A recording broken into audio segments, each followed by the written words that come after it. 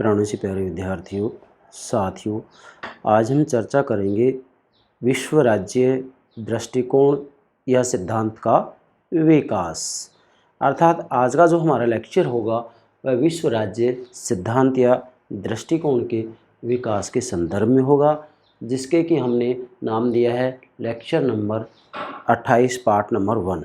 अर्थात अंतर्राष्ट्रीय राजनीति, अंतर्राष्ट्रीय संबंधों, अंतर्राष्ट्रीय घटना चक्रों को समझने के लिए अंतर्राष्ट्रीय राजनीति में विद्वानों ने मुख्यतः 3 उपागम दिए हैं। नंबर 1 उदारवादी उपागम, जो कि मैंने अपलोड कर दिया है, आपको समझा दिया है। दूसरा है नव उदारवादी उपागम। नव उदारवादी उपागम की सामान्य पृष्ठभूमि के ऊपर मैंने लेक्चर अपलोड कर दिया है।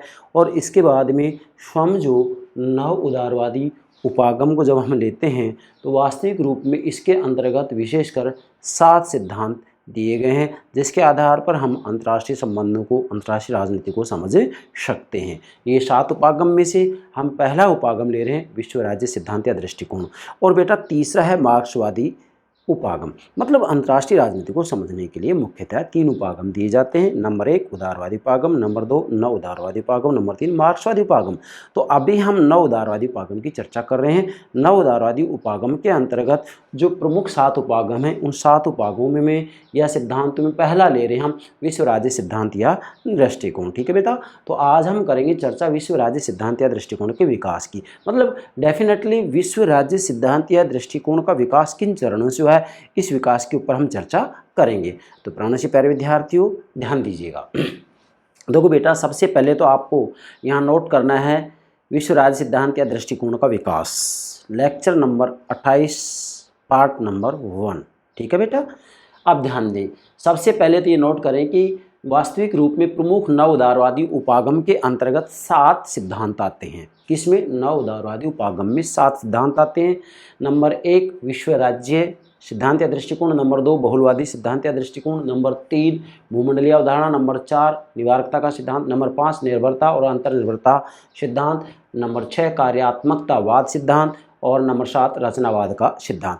जिसमें से अभी हम पहला सिद्धांत या दृष्टिकोण आपको समझा रहे हैं विश्व राज्य सिद्धांत या दृष्टिकोण। और इसके ऊपर हमने एक लेक्चर अपलोड कर दिया है, जिसे लेक्चर नंबर 28 बोला है हमने। और यहाँ हम इसको लेक्चर नंबर 28 पार्ट नंबर 1 ये संख्या दे रहे हैं। तो बेटा विश्व राज्य सिद्धांत या दृष्टिकोण का विकास कैसे हुआ है, इसको हमें समझना है। ध्यान दें, यहाँ नंबर 1 इसका मतलब ये है कि नव उदारवादी उपागम में जो पहला सिद्धांत है वो विश्व राज्य सिद्धांत या दृष्टिकोण है। तो नोट करें विश्व राज्य सिद्धांत। ठीक है बेटा, जिसमें आज हम इसके विकास की चर्चा करेंगे कि विश्व राज्य सिद्धांत या दृष्टिकोण का विकास कैसे हुआ है। ठीक है, नोट करें। अब चलिए देखो, अंतर्राष्ट्रीय संगठन की विचारधारा, जरा ध्यान दें यहाँ, अंतर्राष्ट्रीय संगठन की विचारधारा। अब मान लो यहाँ आप कहें सर हम तो अंतर्राष्ट्रीय संगठन को नहीं समझे, तो आज के दौर में हम देखें तो अंतर्राष्ट्रीय संगठन का कौन है, जैसे यूएन हो गया, यूएन हो यूनाइटेड नेशन ऑर्गेनाइजेशन, संयुक्त राष्ट्र संघ। और भी क्षेत्रीय संगठन होते हैं दुनिया भर के, सार्क, आसियान है, नाटो है, सीटो है, वार्सा पैक्ट 1991 सोवियत संघ का विघटन हो गया, समाप्त हो गया। लेकिन डेफिनेटली इस तरीके से दुनिया भर के क्षेत्रीय संगठन भी हैं। तो देखो बेटा, अंतर्राष्ट्रीय संगठन की विचारधारा पश्चिमी संस्कृति की देन है। सबसे पहले तो आपको ये बात नोट करनी है कि अंतर्राष्ट्रीय संगठन की जो विचारधारा है वो पश्चिमी संस्कृति की देन है। जैसे वर्तमान समय में जो अंतर्राष्ट्रीय संगठन है सबसे महत्वपूर्ण जो है वो कौन है, संयुक्त राष्ट्र संघ है। ठीक है बेटा, जिसकी स्थापना 1945 में की गई है। और संयुक्त राष्ट्र संघ के ऊपर मैं अलग से लेक्चर अपलोड करूँगा, वहाँ पर इसके जितने भी अंग हैं उन सभी अंगों को भी अच्छे से समझाऊँगा। मगर कब? जबकि मैं अंतर्राष्ट्रीय राजनीति का व्यवहारिक पक्ष आपको समझाऊँगा, तब ये बातें समझाई जाएंगी। तो नोट करें, अंतर्राष्ट्रीय संगठन की विचारधारा पश्चिमी संस्कृति की देन है। वैसे यदि देखा जाए तो मैं ये कहना चाहूँगा यहाँ कि हमारे भारत के अंतर्गत भी किसी न किसी रूप में इसके ऊपर बल दिया गया है। जैसे हमारे भारत में स्पष्ट रूप में कहा जाता है, क्या कहा जाता है, वसुधैव कुटुंबकम। मतलब वास्तविक रूप में पूरी दुनिया ही एक परिवार है, पूरी दुनिया एक परिवार मान के चलते हैं। हम लोग तो प्राचीन समय से मानते आ रहे हैं अगर देखा जाए तो डेफिनेटली जब पूरी दुनिया एक परिवार के रूप में रहेगी तो बेटा युद्ध हो ही नहीं सकते। तो ये जो पश्चिमी संस्कृति की देन मानी जा रही है, डेफिनेटली यदि हम कहें तो ये भारत की देन है, क्योंकि भारत में तो मैं ये कहूँगा कि आप वेदों का अध्ययन कीजिएगा तो वेदों के अंतर्गत इस बात की अभिव्यक्ति होती है, तो पश्चिमी संस्कृति के बारे में कैसे कह दिया गया, लेकिन ठीक है आधुनिक परिवेश में बात कही जाती है। तो आप लिखेंगे अंतर्राष्ट्रीय संगठन की विचारधारा पश्चिमी संस्कृति की देन है, जिसकी विशेषता विश्व बंधुत्व की भावना। मतलब जो ये अंतर्राष्ट्रीय संगठन की विचारधारा है वो पश्चिमी संस्कृति की देन, इसकी विशेषता क्या है, महत्वपूर्ण विशेषता क्या है इसकी, नोट करें, विश्व बंधुत्व की भावना। मतलब इसके अंतर्गत क्या है, विश्व बंधुत्व की भावना होगी। मतलब पूरा ही जो विश्व है वह वास्तविक रूप में भाईचारे की भावना के साथ रहे। विश्व बंधुत्व की भावना शांति और सौम्यता रही है। इसकी जो महत्वपूर्ण विशेषता रही वो क्या रही है, विश्व बंधुत्व की भावना शांति और सौम्यता रही है, और जिनका समावेश स्टोइकों तथा क्रिश्चियनों ने अपने दर्शन में किया है। बेटा जब हम पश्चिमी राजनीतिक चिंतन के इतिहास का अध्ययन करते हैं तो वहाँ पर स्टोइक विचारधारा आती है। स्टोइक विचारधारा, जब मैं पश्चिमी राजनीतिक विचारधारा आपको समझाऊंगा, पश्चिमी राजनीतिक चिंतन का इतिहास समझाऊंगा, तो उसके अंतर्गत आपको समझाई जाएगी। तो वास्तव में स्टोइकों तथा क्रिश्चियनों ने अपने दर्शन में किया है। मतलब इस जो विश्व बंधुत्व की भावना, शांति और सौम्यता की बात आती है वो स्टोइकों तथा क्रिश्चियनों ने अपने दर्शन में किया है। और वास्तव में जो पश्चिमी यूरोप है जो कि ईसाइयों का था, पश्चिम यूरोप वास्तविक रूप में राष्ट्रों का परिवार है, ये बात मान के चलता है। मतलब वास्तविक रूप में जो पूरी दुनिया है वो राष्ट्रों का परिवार है। ये क्या है, राष्ट्रों का परिवार है। अब हमारे भारत में कहा जाता है वसुधैव कुटुंबकम, कि पूरी दुनिया ही वास्तविक रूप में एक परिवार है। तो यहाँ पर भी ये बात उसी रूप में कही जा रही है कि राष्ट्रों का परिवार, मतलब पूरी दुनिया राष्ट्रों का परिवार है। अब राष्ट्रों का परिवार है तो इसकी जो अभिव्यक्ति होती है अंतर्राष्ट्रीय संगठन में होती है। ठीक है बेटा, राष्ट्रों का परिवार है। तो कौन कह रही है, पश्चिम यूरोप जो कि ईसाइयों का था, ये वास्तविक रूप में जो है पूरी दुनिया को ही राष्ट्रों का परिवार मानते हैं, और इनका कहना है कि पूरी दुनिया ही राष्ट्र राज्यों का एक परिवार है, और ये परिवार है तो निश्चित रूप में शांति से अपना जीवन व्यतीत करें। आगे बढ़ते हैं अब हम, यहाँ तक ये बात आ गई। फिर आते हैं हम 16वीं शताब्दी में। बेटा ध्यान दें, 16वीं नोट करेंगे, 16वीं शताब्दी में रोमन साम्राज्य के पतन के बाद, आप जरा गौर कीजिएगा, किसके बाद, रोमन साम्राज्य के पतन के बाद, रोमन साम्राज्य के पतन के बाद अब राष्ट्रीय राज्यों का प्रादुर्भाव हुआ। अब जरा गौर कीजिएगा, इससे पहले तो ये पश्चिमी यूरोप में क्या माना जाता है कि राष्ट्रों का परिवार है। मतलब इनका कहना है कि विश्व बंधुत्व की भावना, शांति और सौम्यता से अपना जीवन व्यतीत करें। लेकिन 16वीं शताब्दी में रोमन साम्राज्य के पतन के बाद अब राष्ट्रीय राज्यों का प्रादुर्भाव हुआ। अब डेफिनेटली इसको हम दूसरे रूप में कहें, जब हम पश्चिमी राजनीतिक चिंतन के इतिहास का अध्ययन करते हैं, जरा गौर कीजिएगा यहाँ, तो आधुनिक राजनीतिक चिंतन का जो जनक माना जाता है मैकियावली को माना जाता है। ठीक है, और मैकियावली ने ही अपनी पुस्तक द प्रिंस के अंतर्गत स्टेट, राज्य शब्द का सर्वप्रथम प्रयोग किया है। तो वास्तव में रोमन साम्राज्य के पतन के बाद अब राष्ट्रीय राज्यों का प्रादुर्भाव हुआ। किसका प्रादुर्भाव, राष्ट्र राज्यों का, जो कि अंतर्राष्ट्रीय राजनीति के अभिनेता माने जाते हैं। कौन, राष्ट्र राज्य, जैसे भारत है, अमेरिका है, चीन है, पाकिस्तान, जापान, स्विट्जरलैंड, ये राष्ट्र राज्य हैं। तो ये अंतर्राष्ट्रीय राजनीति का अभिनेता माने जाते हैं। क्या माने जाते हैं बेटा, अभिनेता, एक्टर माने जाते हैं, इकाई माने जाते हैं, कार्यकर्ता माने जाते हैं। तो परिवार के सदस्यों में पारस्परिक सहयोग ईसाई नैतिक नियमों पर आधारित नहीं हो सका। आप जरा गौर कीजिएगा, क्या हुआ यहाँ कि 16वीं शताब्दी में रोमन साम्राज्य के पतन के बाद अब राष्ट्रीय राज्यों का प्रादुर्भाव हुआ। अब जब राष्ट्र राज्यों का प्रादुर्भाव हुआ तो इससे क्या होता है कि परिवार के सदस्यों में पारस्परिक सहयोग ईसाई नैतिक नियमों पर आधारित नहीं हो सका। मतलब जब वास्तविक रूप में राष्ट्र राज्यों का प्रादुर्भाव हुआ तो राष्ट्र राज्यों का प्रादुर्भाव की जो मूल शर्त है वो संप्रभुता है, और जब सभी राष्ट्र राज्य अपनी अपनी संप्रभुता के लिए लड़ते हैं तो डेफिनेटली हम कह सकते हैं कि वहाँ शांति स्थापित नहीं हो सकती। इसलिए तो H.J. लास्की ने, हेराल्ड जोसेफ लास्की ने कहा है कि राजनीति विज्ञान के लिए वह दिन सर्वश्रेष्ठ होगा जिस दिन संप्रभुता को राजनीति विज्ञान से बाहर निकाल दिया जाए। मतलब संप्रभुता की अवधारणा को राजनीति विज्ञान से बाहर कर दिया जाए, निकाल दिया जाए। और डेफिनेटली विश्व में अशांति का मूल कारण संप्रभुता ही है। अगर सभी राष्ट्र राज्य अपनी संप्रभुता का त्याग कर दे तो निश्चित रूप में हम कह सकते हैं कि विश्व में शांति स्थापित की जा सकती है, दुनिया में शांति स्थापित की जा सकती है, विश्व राज्य की स्थापना की जा सकती है। निश्चित है ये बात। तो बेटा ध्यान दें, आधारित नहीं हो सका राष्ट्रीय हित की भावना से। अब देखो यहाँ राष्ट्रीय हित, अब मैं आपसे पूछूंगा यहाँ राष्ट्रीय हित, अंतर्राष्ट्रीय राजनीति का लक्ष्य क्या होता है बेटा, राष्ट्रीय हित होता है। सभी राष्ट्र राज्य अपने राष्ट्रीय हितों की रक्षा के लिए ही तो आपस में टकराते हैं। भाई भारत अपने राष्ट्रीय हितों की रक्षा करना चाहेगा, अमेरिका अपने राष्ट्रीय हितों की रक्षा करना चाहेगा, पाकिस्तान अपने राष्ट्रीय हितों की रक्षा करना चाहेगा, चीन अपने राष्ट्रीय हितों की रक्षा करना चाहेगा, कोई भी राष्ट्र राज्य जो अपने अपने राष्ट्रीय हितों की रक्षा करेंगे डेफिनेटली। तो राष्ट्रीय हित की भावना से प्रेरित इन राज्यों में कौन से राज्यों में? राष्ट्र राज्यों में। भाई अंतर्राष्ट्रीय राजनीति का जो एक्टर होता है अभिनेता वो राष्ट्र राज्य होता है, और अंतर्राष्ट्रीय राजनीतिक लक्ष्य क्या होता है?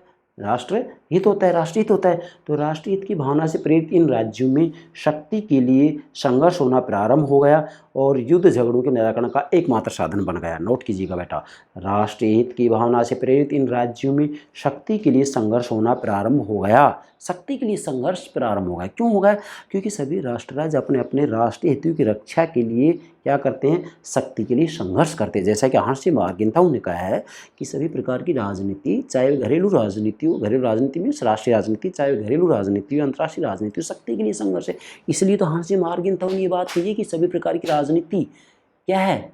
शक्ति के लिए संघर्ष है। क्या कह रहे हैं हांसी मार्गेंताउ? फिर से बोल रहा हूँ मैं, सभी प्रकार की राजनीति, चाहे घरेलू राजनीति हो या अंतर्राष्ट्रीय राजनीति हो, शक्ति के लिए संघर्ष है। निश्चित रूप में राजनीति का कोई भी प्रकार क्यों ना हो, राजनीति का कोई भी रूप क्यों ना हो, शक्ति के लिए संघर्ष है। तो यहाँ पर क्या होता है? इन राज्यों में शक्ति के लिए संघर्ष होना प्रारंभ हो गया और युद्ध झगड़ों के निराकरण का एकमात्र साधन बन गया। मतलब वास्तविक रूप में युद्ध झगड़ों के निराकरण का एकमात्र साधन बन गया।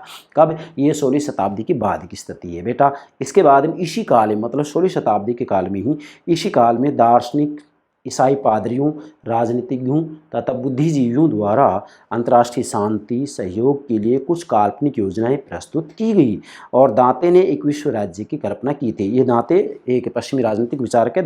दांते ने क्या किया है? दांते ने एक विश्व राज्य की कल्पना की थी जिसके अंतर्गत वास्तविक रूप में युद्ध के लिए कोई स्थान नहीं होगा, हिंसा के लिए कोई स्थान नहीं होगा, शोषण के लिए कोई स्थान नहीं होगा, तानाशाही के लिए कोई स्थान नहीं होगा। मतलब एक ऐसे विश्व राज्य की स्थापना होगी जिसके अंतर्गत युद्ध हमेशा हमेशा के लिए समाप्त हो जाएंगे। तो दांते ने एक विश्व राज्य की कल्पना की थी। आपसे एग्जाम पूछा जा सकता है कि विश्व राज्य की कल्पना निम्नलिखित किस विद्वान ने की थी? तो दांते ने की है। ठीक है बेटा, अब आगे बढ़ते हैं। एक विद्वान है पियरे दुबाई, फिर से बोलेंगे यहाँ, पियरे दुबाई द्वारा राज्यों के मध्य सहयोग स्थापना की योजना प्रस्तुत की गई। मतलब वास्तविक रूप में दांते के बाद में एक विद्वान आते हैं पियरे दुबाई, इनके द्वारा राज्यों के मध्य सहयोग स्थापना की एक योजना प्रस्तुत की गई। मतलब इन्होंने ये एक ऐसी योजना प्रस्तुत की है जिसके अंतर्गत राज्यों के बीच में आपस में सहयोग होगा, और जब राज्य के बीच में आपस में सहयोग होगा तो डेफिनेटली वहाँ पर फिर क्या होगा? युद्ध के लिए कोई जगह नहीं होगी। और एक विश्व राज्य की स्थापना किस लिए की जा रही? इसलिए तो की जा रही कि भाई दुनिया में जो युद्ध हैं वो युद्ध समाप्त हो जाएं। ठीक है बेटा, तो ये यहाँ पर एक योजना प्रस्तुत की। वो योजना नंबर 1 क्या है? यूरोपीय राजाओं के संघ का निर्माण करने की बात की इन्होंने। मतलब इन्होंने यूरोपीय राजाओं के संघ के निर्माण की बात की, और दूसरा है संघ की एक परिषद की स्थापना की, और उसके बाद में तीसरा एक न्यायालय पर बल दिया गया। मतलब ये 3 जो है इन्होंने अपने विचार प्रस्तुत किए हैं, और इनके आधार पर आप ये कह सकते हैं कि योजना प्रस्तुत की जिसके अंतर्गत क्या होगा? राज्य के मध्य सहयोग होगा। उसके बाद में जो है 1623 में इमेरिक क्रूशो द्वारा, बेटा फिर से बोल रहा हूँ, 1623 में एक विद्वान का नाम है इमेरिक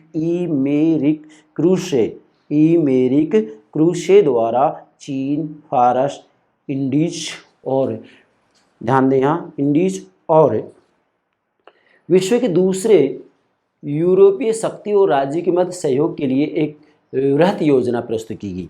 मतलब यहाँ 1623 में फिर से एक वृहत योजना प्रस्तुत की गई। किस लिए की गई?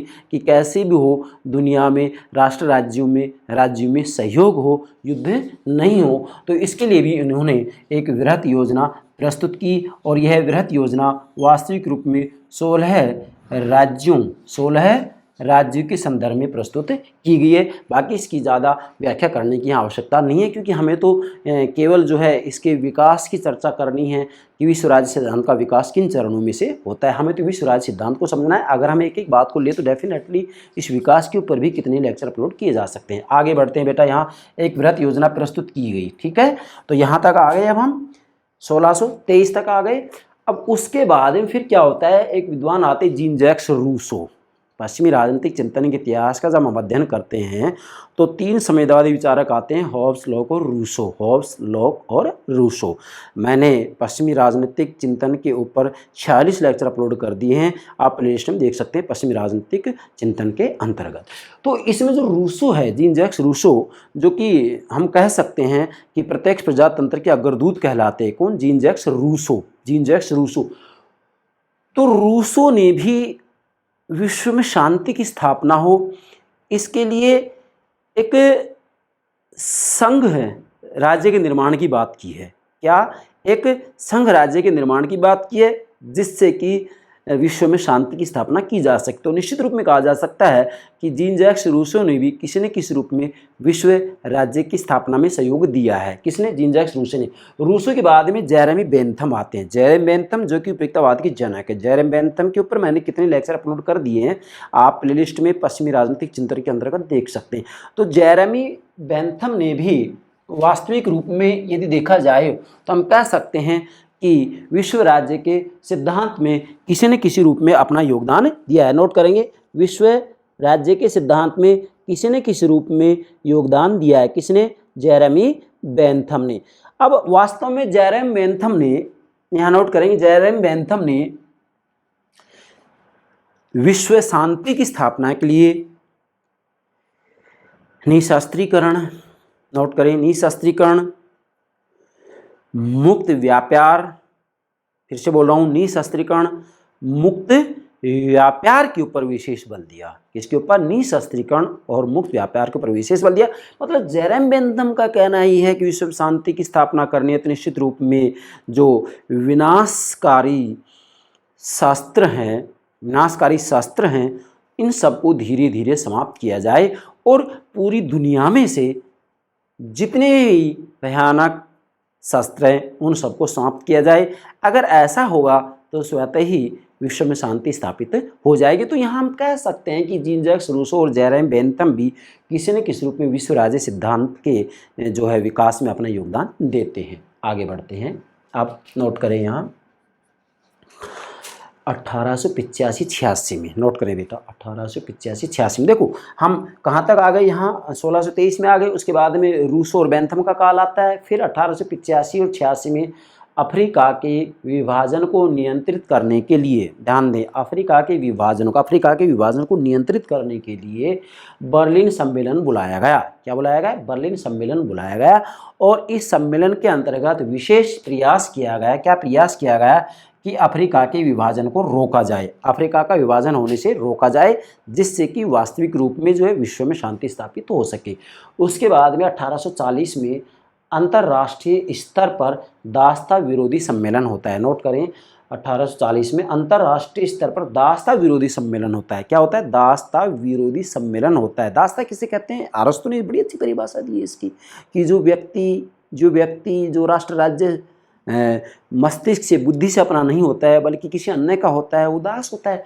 तो 1840 में अंतर्राष्ट्रीय स्तर पर दासता विरोधी सम्मेलन आयोजित किया गया और इस सम्मेलन का लक्ष्य भी यही था। क्या था? कि विश्व में शांति की स्थापना की जाए। उसके बाद में 1863 में रेड क्रॉस की अंतर्राष्ट्रीय समिति की स्थापना की गई। नोट करें, 1863 में रेड क्रॉस की अंतर्राष्ट्रीय समिति की स्थापना की गई। इसका भी लक्ष्य था विश्व में शांति की स्थापना करना। फिर 1864 में जिनेवा अभिसमूह को कार्यान्वित किया गया। ध्यान दे जरा, 1864 में जिनेवा अभिसमूह को कार्यान्वित किया गया। अभिसमूह का मतलब होता है परंपराएं, मतलब जिनेवा की जो परंपराएं थी, जिनेवा में जो सम्मेलन होता है उसकी परंपराओं को क्रियान्वित किया गया 1864 में। उसके बाद में 1873 में हम क्रम से आ रहे हैं। 1873 में एक अंतर्राष्ट्रीय विधि संघ, क्या? एक अंतर्राष्ट्रीय विधि संघ की स्थापना की गई। एक अंतर्राष्ट्रीय विधि संघ की स्थापना की गई। इसका भी लक्ष्य था कि विश्व में शांति की स्थापना हो। इसके बाद में तथा 1878 में एक अंतर्राष्ट्रीय लेखक कलाकार, फिर से बोल रहा हूँ, 1878 में एक अंतर्राष्ट्रीय लेखक तथा कलाकार संघ की स्थापना की गई।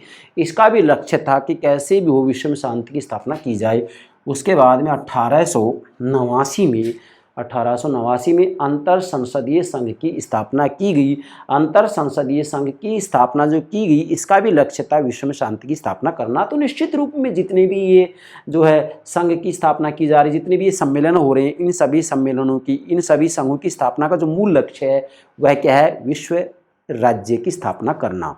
और देखो, जब दुनिया में निश्चित रूप में हम कहें विश्व राज्य की स्थापना हो जाएगी, तो निश्चित रूप में विश्व राज्य की स्थापना के आधार पर विश्व सरकार का गठन किया जाएगा, और जब विश्व सरकार का गठन हो जाएगा तो निश्चित रूप में दुनिया में शांति की स्थापना हो जाएगी, क्योंकि संप्रभुता वहाँ मौजूद नहीं होगी फिर।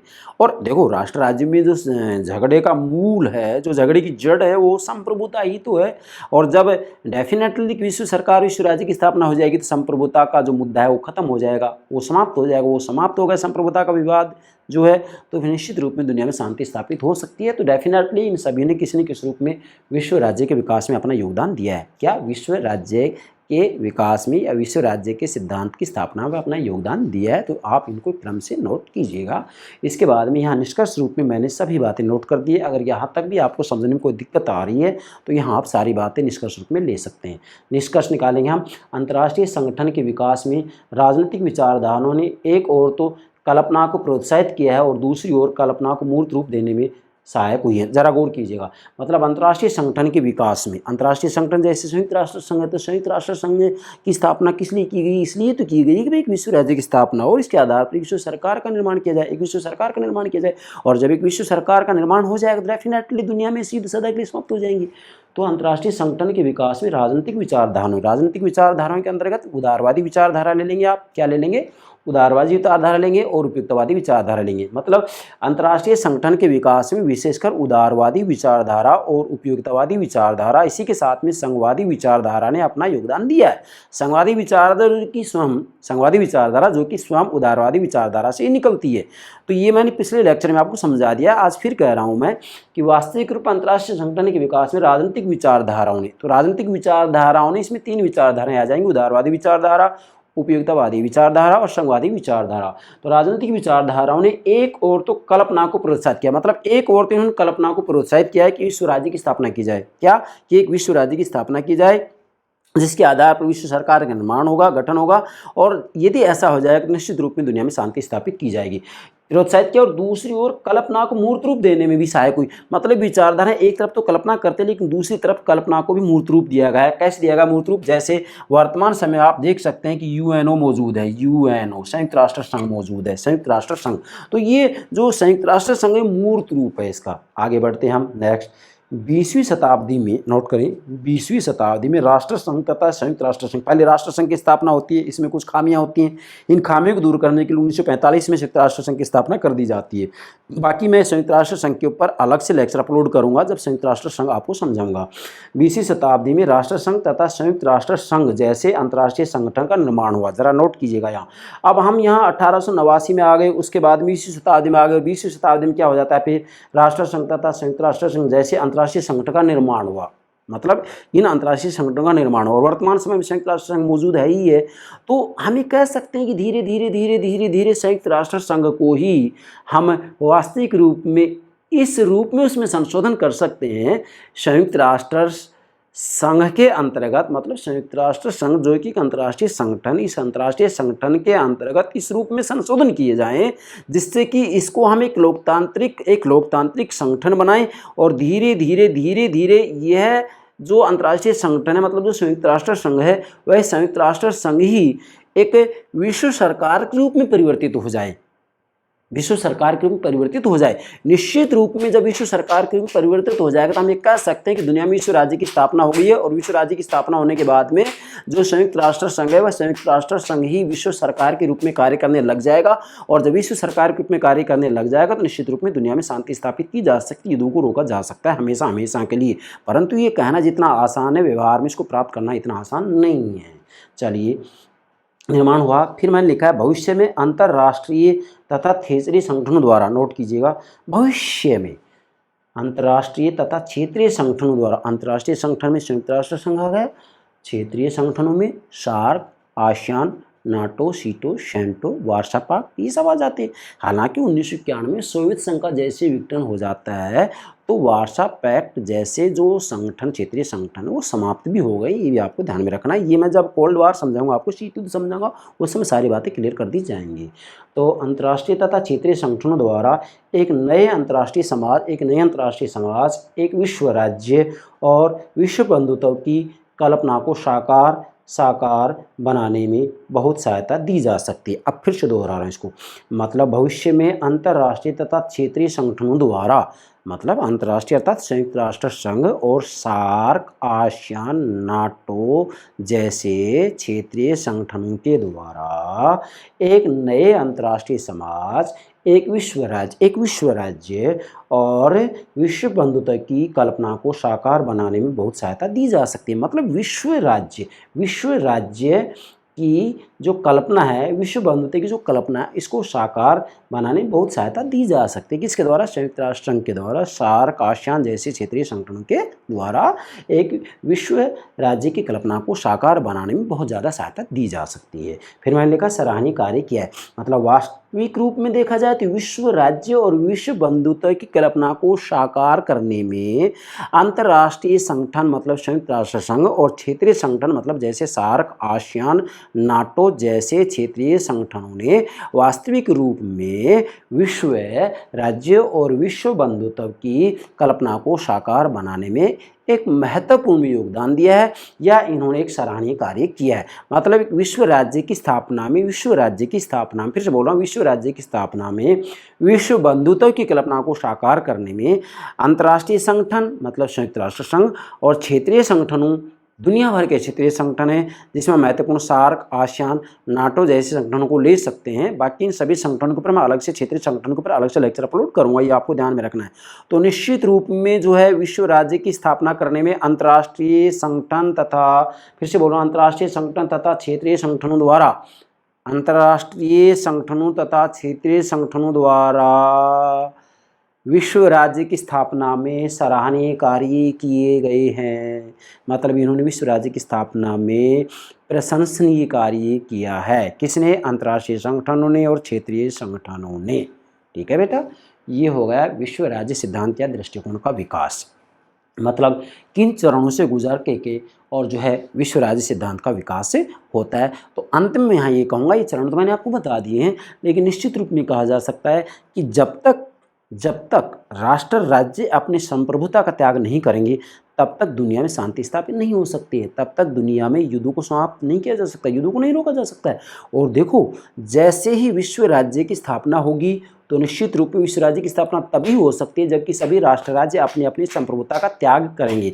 और जैसे ही विश्व राज्य की स्थापना होगी तो उसके आधार पर निश्चित रूप में देखो, राज्य के निर्माण के 4 तत्व होते हैं: जनसंख्या, निश्चित विभाग, सरकार और संप्रभुता। अब चूंकि यहाँ विश्व राज्य की बात आ रही, तो विश्व राज्य की बात आ रही तो निश्चित रूप में विश्व राज्य जो होता है, या हम कहें कि राज्य की इच्छा की अभिव्यक्ति सरकार में होती है, तो विश्व राज्य की इच्छा की अभिव्यक्ति विश्व सरकार में होगी। तो निश्चित रूप में यहाँ विश्व राज्य की जो अभिव्यक्ति है वह संयुक्त राष्ट्र संघ के अंतर्गत हो रही है। अब संयुक्त राष्ट्र संघ के अंतर्गत कुछ संशोधन किए जाएं जिससे कि वास्तविक रूप में इस संगठन के आधार पर ही विश्व राज्य की स्थापना की जा सके। और वो दिन दूर नहीं, यदि विश्व राज्य की स्थापना हो जाती है और उसके आधार पर विश्व सरकार की स्थापना हो जाती है तो निश्चित रूप में दुनिया में शांति स्थापित की जा सकती है, युद्धों को रोका जा सकता है, हिंसा को रोका जा सकता है, शोषण, तानाशाही, अत्याचार को रोका जा सकता है। और मैं ये दावे के साथ कह सकता हूँ, जब तक सभी राष्ट्र राज्य अपनी अपनी संप्रभुता का त्याग नहीं करेंगे तब तक विश्व राज्य की स्थापना नहीं हो सकती। और जब तक विश्व राज्य की स्थापना नहीं की जा सकती है तब तक दुनिया में शांति स्थापित नहीं हो सकती। सभी राष्ट्र राज्य एक दूसरे से डरते रहेंगे, कतराते रहेंगे, दुनिया में शांति स्थापित नहीं की जा सकती। और जैसे संप्रभुता का त्याग कर दिया जाएगा सभी राष्ट्र राज्य के द्वारा तो दुनिया में शांति की स्थापना की जा सकती है। देखो भाई, युद्ध का जो मूल कारण है वो यही तो है कि सभी राष्ट्र राज्य अपने अपनी संप्रभुता का त्याग करने के लिए तैयार नहीं है और सभी राष्ट्र राज्य अपने अपने राष्ट्रीय हितों के लिए, मतलब ये प्रकार से मैं कहूँगा, अकड़ कर बने हुए हैं कि हम उसके सामने नहीं झुकेंगे, हम उसके सामने नहीं झुकेंगे, हम उसकी नहीं सुनेंगे, हम उसकी नहीं सुनेंगे। कोई भी राष्ट्र राज्य किसी भी दूसरे राज्य की बात, किसी भी दूसरे राज्य की बात सुनने के लिए तैयार नहीं है। जब सभी राष्ट्र राज्य एक दूसरे राष्ट्र राज्य की बात सुनने के लिए तैयार नहीं तो सुनेगा कौन? फिर कौन सुनेगा? तो निश्चित रूप में युद्ध होता है। और फिर सुनेगा कौन लास्ट में? हम ये कहेंगे कि आप विश्व राज्य की स्थापना यदि कर देते हैं, विश्व सरकार का निर्माण कर दिया जाता है, तो यहाँ पर किसी को कहने सुनने की कोई बात आती नहीं है। क्यों नहीं आती? क्योंकि वही भारतीय संस्कृति की बात आती है कि पूरी दुनिया ही एक परिवार है, पूरी दुनिया एक परिवार बन जाएगी। और जब पूरी दुनिया एक परिवार बन जाएगी तो हम सभी भाई बहन भाईचारे के साथ आपस में अपने जीवन व्यतीत करेंगे, किसी रूप में हमें कोई टकराव मनमुटाव नहीं होगा।